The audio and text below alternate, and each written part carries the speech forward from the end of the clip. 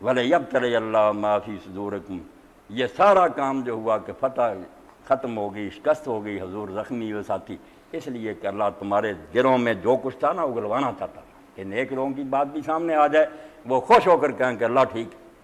کیسی بات ہے جو شیخ عبدو اپنی تفسیر میں لکھتے ہیں کہ خواب میں دیکھا ایک مرد مومن نے اللہ کے رسول علیہ السلام کو، اور پوچھا اللہ کے رسول اگر آپ کو یہ اختیار دے دیا جاتا، مرضی پر آپ کو چھوڑ دیا جاتا کہ آپ فتح چاہتے ہیں یہ شکست عہد میں، کیا چاہتے ہیں؟ حضور نے فرمایا شکست۔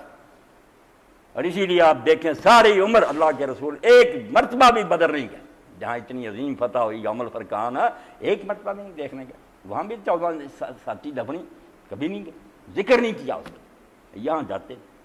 اور آخری مرتبہ بھی 8 سال کے بعد جا کر ایسی دعا کی، لوگوں نے پہچان لیا کیا بنی حضور آئی، ایسی دردناک اور غم سے بھری ہوئی دعا کہ لوگوں نے سمجھا یہ رخصت کی دعا، آتے ہی بیمار ہو گئے، ایسی دعا مانگی۔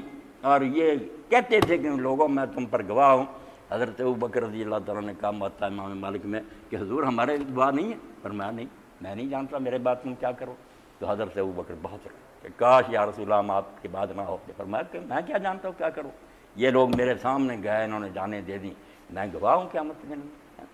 احد جاتے تھے اور بار بار کہتے تھے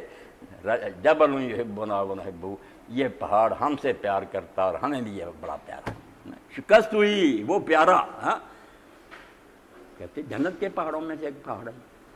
یعنی فرمایا جس کو لوگ بیوقوف سمجھتے برا ہوا، برا کہاں ہوا، کچھ کو درجے مل گئے، کچھ اللہ تعالیٰ نے جن کے اندر کھوٹ تھا وہ منافق ننگے کر دیے، وَلَيُمَحِّصَ مَا فِي قُلُوبِكُمْ، اور اللہ نے اس طریقے سے تمہاری تطہیر کر دلوں میں جو کچے پکے خیال سے نا سب دور کر دیے، وَاللَّهُ عَلِيمٌ بِذَاتِ الصُّدُورِ، اور اللہ سے کیا چھپا وہ سینوں کے راز جانتا۔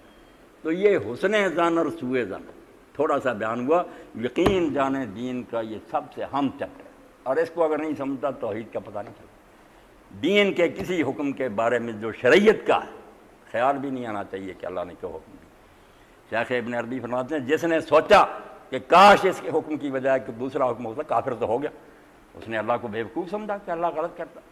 جس نے کہا نہیں تقدیر میں جوا تھے، یعنی تقوینی امور ہو تقدیر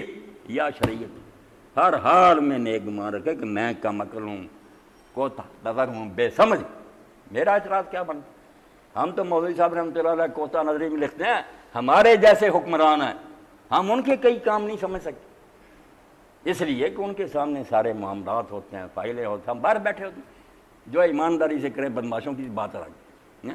باقی اللہ جو سارے جہانوں کا اس کے سامنے نقشہ ہے، ازل سے ابد تک ہے، اس نے دیکھنا ہے کہ یہ بچہ